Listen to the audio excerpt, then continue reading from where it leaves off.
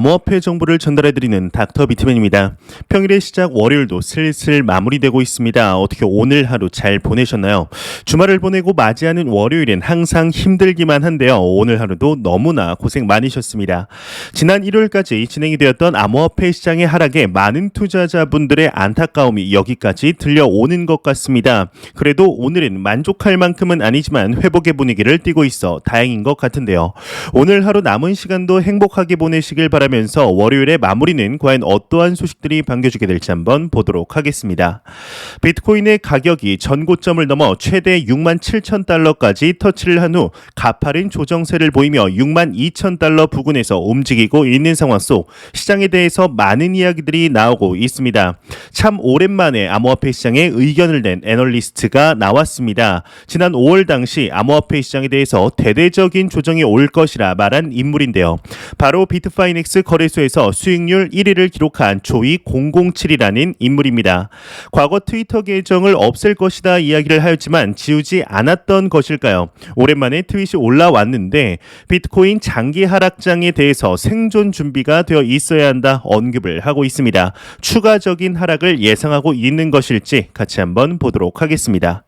유명 고래 투자자가 이야기를 했다고 합니다. 비트코인 장기 하락장 생존 준비가 되어야 이렇게 헤드라인이 장식이 되어 있습니다.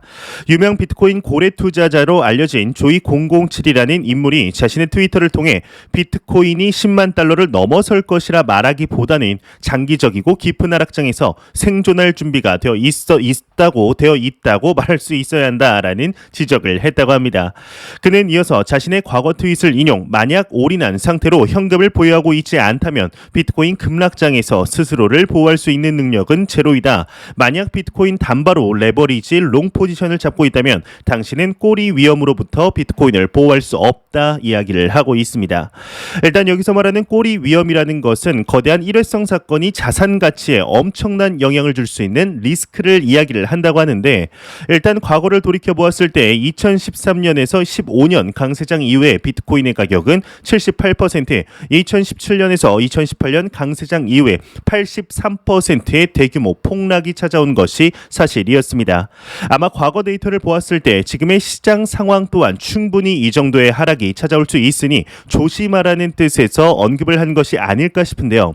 현금 비중을 어느 정도 두는 것은 이제 개인적으로도 나쁘지는 않다고 생각을 합니다. 개인적으로도 자산의 비중 중에서 10% 정도는 이제 현금으로 들고 있으며, 제가 현금을 들고 있는 이유는 이제 세 가지인데요. 첫 번째로는 모든 자금이 암호화폐에 투자가 되어 있으니까 개인적으로 느낌이 뭔가 좀 돈이 굉장히 없는 사람 같이 느껴질 때가 있었습니다. 통장에 돈이 없고 암호화폐에 모든 자금이 들어있으니 말이죠. 말 그대로 안정감을 위해서인데요. 두 번째로는 어느 정도의 현금을 지갑과 통장에 들고 있으면 생활하면서 목돈이 나가는 일에도 충분히 대비가 가능한 이유, 그리고 세 번째로는 말 그대로 시장에 엄청난 조정이 왔을 때 오히려 기회로 보기 때문에 그때를 대비해서이기도 합니다. 그래도 조이 007의 인물의 이야기처럼 다시 그런 하락장이 오지 않았으면 좋겠다는 생각은 비단 저만의 생각은 아니리라 생각을 하는데, 암호화폐 시장의 과거와 현재를 비교해 보았을 때 구조적으로 상당히 많이 달라진 것이 사실입니다. 흔히들 이에 관해서 이제 비트코인 반감기를 기준으로 4년 주기설을 말씀하시기도 하는데요. 제 개인적인 생각으로는 물론 하락이 오긴 하겠죠. 지금보다 더욱 깊은 하락이 올 수도 있습니다. 하지만 일단 그 시기가 지금은 아니리라 생각을 합니다. 아직 더욱 높은 상승 여력들이 남아있으며 그러한 사상 최고점을 달성한 이후에도 생각보다 그리 큰 예전처럼 70에서 80%의 하락은 보기 힘들지 않을까 하는 생각이 있습니다. 4년 주기설에도 상당히 많은 변화가 있을 것으로 보이는데, 과연 앞으로 어떠한 방향성을 띠며 전개가 되게 될지 한번 지켜보도록 하겠습니다. 이러한 상황 속에서 운전하시는 분들은 최근 기름을 넣으시러 주유소를 가실 때면 참 마음이 갑갑하지 않으실까 생각이 듭니다. 지역마다 휘발유 기준으로 가격이 다르겠지만 보통 1,800원을 훌쩍 넘어 있죠. 이러한 인플레이션 현상은 미국을 시작으로 시간이 흐르며 점점 더 상황이 악화되고 있습니다. 글로벌 전반적으로 볼 때 이 정도의 위협이 정말 온 적이 있나 싶을 정도인데요. 비트코인의 대표적인 낙관론자이죠. 트위터의 CEO 잭 도시 잭도시가 대대적인 경고에 나섰다고 합니다. 하이퍼 인플레이션이 일어나고 있다 언급을 하고 있는데 하이퍼 인플레이션 하면 생각나는 대표적인 국가가 바로 베네수엘라이죠. 화폐의 가치가 하락하며 돈으로 공예품을 만드는 국가인데요. 과연 잭도시가 어떠한 언급을 하고 있을지 같이 한번 보도록 하겠습니다. 트위터의 CEO가 이야기를 했습니다. 하이퍼 인플레이션이 일어나고 있다 헤드라인이 장식이 되어 있습니다. 비트코인의 낙관론자로 정평이 나 있는 트위터의 CEO 잭 도시의 경우는 SNS 상에서 하이퍼 인플레이션에 관한 글을 올렸다고 합니다. 네, 지금 그는 하이퍼 인플레이션은 모든 것을 바꾼다, 이미 일어나고 있다라고 발언을 하였다고 하는데 이에 대해서 나이지리아의 한 사업가의 경우는 나이지리아는 이미 연간 16%의 인플레이션율을 겪고 있다라고 답하자 잭 도시의 경우는 곧 미국 또한 하이퍼 인플레이션이 일어나 전 세계적으로 파급이 될 것이다 라는 언급을 했다고 합니다. 여기서 말하는 하이퍼 인플레이션에 대해 대략적으로 설명을 드리자면 일정 기간에 걸쳐서 제어 불능일 정도로 물가가 상승을 하는 것을 말합니다. 일반적으로 인플레이션율이 50%를 넘으면 이 하이퍼 인플레이션으로 간주가 되게 되는데요. 이 하이퍼 인플레이션에 관한 잭도시의 발언에 많은 유명 인물들이 반응을 보이고 있습니다. 또 다른 유명 애널리스트이죠. 모건 크릭의 창업자 앤서니 팜플리아노가 언급을 하였는데 잭도시와 스퀘어는 상품이나 서비스의 정확한 인플레이션율을 측정하는데 세계적으로 가장 중요하고 높은 수준으로 정보를 가지고 있다. 이들이 측정하는 인플레이션율은 정부 기관이 제공하는 정보보다 정확할 수 있다라는 언급을 하였습니다. 여기서 스퀘어는 이제 잭도시의 암호화폐 결제 플랫폼이라고 보시면 좋겠는데요. 이 외의 내용은 그리 중요하지 않아서 넘어가도록 하겠습니다. 최근 이 인플레이션에 대해서 우리나라 또한 걱정이 많은 상태입니다. 현재 실질적으로 체감을 못하실 수도 있지만 얼마 전 이러한 기사가 나오게 됩니다. 미국만 걱정할 것이 아니다. 한국도 이제 걱정을 해야 할 것 같다라는 뉘앙스의 이야기들이 나오게 되죠. 소비자 물가 상승률이 지난달 2.4%로 3개월 연속 2%대의 상승률을 보이고 있는 것인데 이에 대하여 우리도 이제 스스로 경각심을 가지며 이에 대한 대비를 충분히 해야 할 텐데요. 미 연준의 의장이죠. 제롬 파월이 혹시 오늘 어떠한 이야기를 한지 알고 계시나요? 원자재 난과 인플레이션이 내년에도 계속될 것이라는 발언을 하게 됩니다. 사실상 손을 놓은 것이죠. 해결 방법이 현재로서는 없다라는 것을 인정한 바인데 파월 의장의 경우는 연준이 경제 지원을 위해 실시해온 금융 완화가 인플레이션을 조정했다는 비판도 현재 충분히 인식을 하고 있다고 합니다. 말 그대로 작년 코로나 발생 이후에 무제한 양적 완화가 돌이킬 수 없는 늪으로 빠져버린 것을 인정한 셈이죠. 현재까지 전반적인 상황을 보았을 때 미국의 유명 투자자이죠. 폴 튜더 존스의 경우도 인플레이션에 관해서 이야기를 물론 하였지만 잭도시처럼 하이퍼 인플레이션에 우려를 하지는 않았던 것이 사실이었습니다. 여태까지 인플레이션 언급을 했던 인물 중에 이 단어를 쓴 인물은 잭도시가 처음인데요. 앞서 앤서니 팜플리아노가 이야기를 한 것처럼 상당히 많은 데이터베이스를 기반으로 말한 것이라고 생각이 됩니다. 정말 오면 안 되겠지만 이러한 무서운 단어가 나온 만큼 우리 개개인도 충분히 인지하고 대비를 해야 되지 않을까 싶은데 아이러니하게도 경제가 어려워질수록 새로운 해지 수단으로서 부각되는 비트코인은 빛을 발하고 있다는 것이 투자자 입장으로서는 나쁘지 않으면서도 또 마음 한편으로는 씁쓸해지기도 하는 것 같습니다. 이러한 거시경제의 위기 속에서도 요즘 작두를 이제 타고 다닌다는 소문이 난 인물이 한 명 있습니다. 바로 트위터의 유명 애널리스트이죠. 플랜 B인데요. 개인인데도 불구하고 그레이스케일 등의 유수의 기업들에서 보고서를 쓸 때 이 인물을 참고하는 등 최근에는 사토시 나카모토보다도 더욱 많은 사람들이 정체를 알고 싶어하는 인물이 아닐까 싶습니다. 뿐만 아니라 지난 8월과 9월 이제 각각 47,000달러와 43,000달러를 예측했고 이것이 정확하게 맞아들어 상당히 많은 투자자들에게 신뢰를 받고 있었는데 이번 10월에는 최소 63,000달러, 11월에는 98,000달러, 12월에는 135,000달러까지 상승할 것이라 전망해 투자자들에게 행복 회로를 풀로 돌리게 만든 장본인인데요.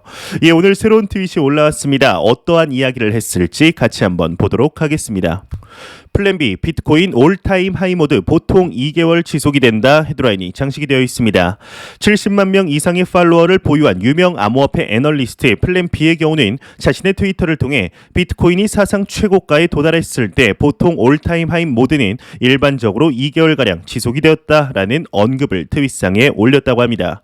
플랜 B가 과거 이번 연도 2021년도 예측했던 비트코인의 최대치는 과연 얼마였을까요? 바로 28만 달러입니다. 이를 하나로 바꾸어 보았을 때 약 3억 3천에서 4천만 원 정도 하는 금액이지 않을까 싶은데요. 참 과연 이번 연도 여러분들은 비트코인의 가격이 최대 얼마에 도달할 것이라 생각을 하시나요? 모든 투자자들의 바람은 플랜 B의 말대로 정말 이루어지는 시나리오가 베스트 시나리오일 텐데 비트코인 현물 ETF가 올해 갑작스럽게 승인이 된다면 충분히 가능하지 않을까 생각이 드네요. 현재는 비트코인의 가격이 회복세를 보이고 있지만 어제는 힘을 못 썼던 것이 사실이었습니다. 메이저 코인들의 대부분이 하락을 하고 있던 중에 나홀로 엄청난 상승률을 보여주었던 코인이 하나 있었죠. 바로 도지코인의 아들 코인이라고 불리는 시바 이누 토큰인데요. 어제 드디어 사상 최고치를 달성을 했습니다. 이에 대한 내용이 나왔는데 같이 한번 보도록 하겠습니다. 시바이누 토큰 사상 최고치를 기록했다. 코인베이스에서 가장 많이 거래되는 암호화폐이다. 헤드라인이 장식이 되어 있습니다. 암호화폐 랭킹 사이트 코인 개코의 데이터에 따르면 시바이누 토큰이 지난 폭락 전 기록했던 5월 11일 이후 처음으로 사상 최고치를 경신했다고 합니다.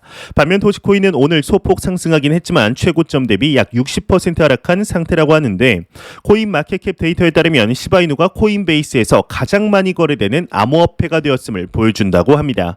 미국 최대 거래소에서 하루 거래량이 비트코인과 이더리움, 솔라나를 합친 것보다 많은 거래량을 기록했다는 점에서 주목할 필요가 있다고 하는데 현재 이에 대해서는 암호화폐 증권 플랫폼이죠. 로빈후드가 상장을 준비하고 있다는 소문이 끊이지 않는 가운데 급등세를 나타내어 더욱 화제가 되고 있습니다.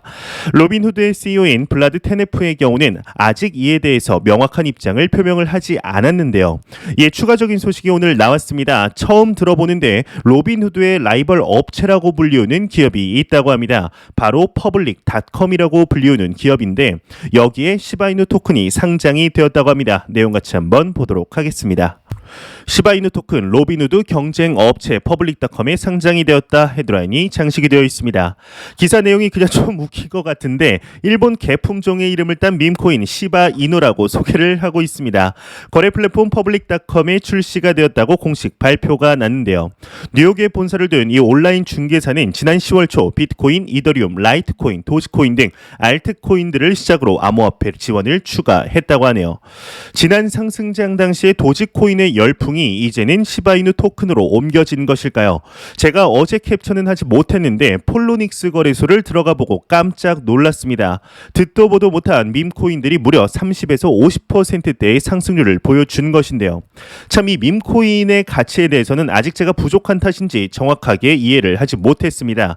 전대미분의 이제 카테고리이죠. 도지코인이 만들어낸 밈코인이 과연 한때의 열풍으로 끝나게 될 것인지 그게 아니라 확실한 암호화폐 시장의 명백한 카테고리 중 하나로 자리를 잡게 될 것인지 지켜보도록 하겠습니다.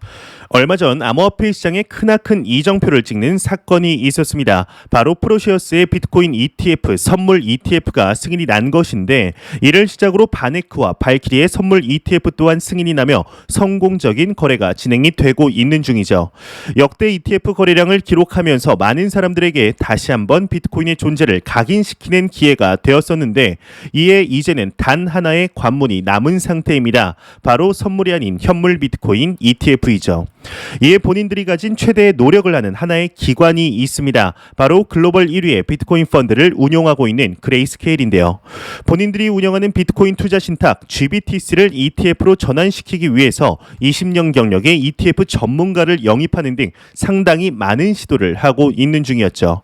이러한 노력들이 드디어 결실을 맺을 때가 된 것일까요? 6일 전 하나의 소식이 나오게 됩니다. 바로 그레이스케일이 비트코인 신탁 ETF 상품 전환을 SEC에게 신청한 신청한 것인데 SEC의 수장이죠. 게리 갠슬러의 경우는 선물 ETF에 대해서는 이미 승인 전부터 긍정적인 기조를 보였지만 현물 ETF에 대해서는 조금은 이르다라는 입장을 고수했었습니다. 이에 대해서 그레이스케일의 영입한 ETF 전문가이죠. 데이브 라발레의 경우는 이에 대해서 규제 당국이 선물 기반 ETF에 대해 긍정적이라면 현물 가격에 노출되는 ETF에도 같은 입장을 보여야 한다라고 지적을 하였었는데요. 준비 중인 것이 비트코인 ETF만은 아니었던 것 같습니다. 오늘 추가적인 소식이 나왔는데 다음엔 이더리움 ETF 신청도 검토하고 있다라는 입장을 밝혔습니다. 과연 정확히 어떠한 내용인지 같이 한번 보도록 하겠습니다. 미 그레이스케일의 CEO 다음엔 이더리움 ETF 신청도 검토할 것이다 헤드라인이 장식이 되어 있습니다. 미국의 자산 운용사인 그레이스케일은 지난주 제출한 비트코인 ETF에 이어서 이더리움 ETF의 신청도 검토하고 있다고 합니다. 이더리움뿐만이 아닌 복수의 알트 종목의 투자 신탁도 운영하고 있죠. 이 모든 투자 상품도 장기적으로 ETF로 전환할 방침을 밝히고 있는데요. 그레이스케일의 이제 CEO 마이클 소넨샤인의 경우는 SEC가 비트코인 선물 ETF를 승인했기 때문에 이더리움 ETF 등 다른 암호화폐 종목의 유사 상품 승인을 검토하는 것을 긍정적으로 보고 있다라는 견해를 밝혔다고 하네요. 비트코인 선물 ETF 승인 이후에 엄청나게 많은 기업들에서 암호화폐 시장에 대해 관심을 가지며 상품 승인을 위한 신청 러쉬가 이어지고 있습니다. 참 개인적으로도 현물 비트코인 ETF가 승인이 된다면 가격의 상승은 제가 상상하는 것 이상으로 찾아오게 되지 않을까 싶은데요. 이번 연도에 과연 승인이 날까요? 그러면 너무 좋겠지만 일단 현실적으로는 내년 정도로 봐야 하지 않을까 싶습니다. 시간이 갈수록 높아져가는 암호화폐 시장의 인식의 변화 속에 이 시장이 과연 얼마나 성장을 하게 될까요? 작년과 비교했을 때 올해 암호화폐 시장은 완전하게 달라진 모습을 보였으며 올해와 내년 또한 이러한 변화의 속도에 더욱 가속도를 더하게 될 것이라고 생각합니다. 작년에 제가 영상에서 말한 것이 있습니다. 이 시장의 변화의 속도가 너무나 빠르다. 내년 이맘쯤에는 지금은 생각도 못한 일들이 시장 전반에 퍼져 있을 것이라는 이야기를 작년에 거의 입에 달고 사는 것 같은데 과연 내년 이맘쯤에 우리가 현재 알고 있는 이 시장과 얼마나 달라져 있을지 참 기대가 되는 것 같습니다. 이제는 제도권에서 이 시장을 거부하지 않고 받아들이려고 노력하고 있기 때문이죠. 안 보고 가면 섭섭하겠죠. 마지막 크립토 공포 탐욕 지수입니다. 전날 대비 1포인트 하락한 72포인트를 기록하며 투자 심리가 소폭 낮아졌지만 그럼에도 여전히 탐욕 단계를 유지하고 있습니다. 이 지수는 0이면 공포, 100이면 낙관을 의미하게 되죠. 오늘은 제닛 옐런 재무장관과 미 연준의 의장 제롬 파월의 언급 때문일까요? 인플레이션의 위협이 글로벌적으로 다시 한번 퍼지며 새로운 해지 수단으로의 부상하고 있는 지금 비트코인을 포함한 암호화폐 시장 의 가격이 상승을 하였습니다. 이렇게 계속해서 상승만 하면 참 좋겠지만 우리 마음처럼 가격이 움직이지 않죠. 이러한 단기 변동성에 많은 분들이 힘들어하시고 또 웃기도 하면서 투자의 경험치가 나도 모르는 사이에 쌓이는 것이 아닐까 싶습니다. 이러한 단기적인 변동성을 리스크와 또 혼동하시는 분들이 간혹 계십니다. 절대로 변동성과 이제 리스크를 혼동하지 않으셨으면 좋겠습니다. 변동성은 통제가 불가능한 영역입니다. 하지만 리스크는 통제가 가능한 영역이죠. 통제가 불가능한 것을 맞추려고 하지 않으셨으면 좋겠습니다. 항상 시장을 장기적으로 보시고 내가 투자한 자산에 대하여 펀더멘탈을 계속해서 공부하시길 바랍니다. 이 시장은 선물 ETF가 출시가 되었지만 그럼에도 아직 시작도 안 한 시장이라고 생각을 하고 있습니다.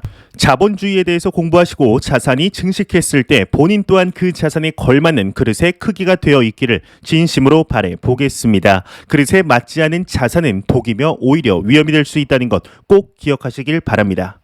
제가 준비해온 소식은 여기까지입니다. 영상이 도움되셨다면 구독과 좋아요 그리고 광고 한 편만 처음부터 끝까지 시청해 주시기 바랍니다. 이 채널은 오직 광고 수익으로 운영이 되게 됩니다.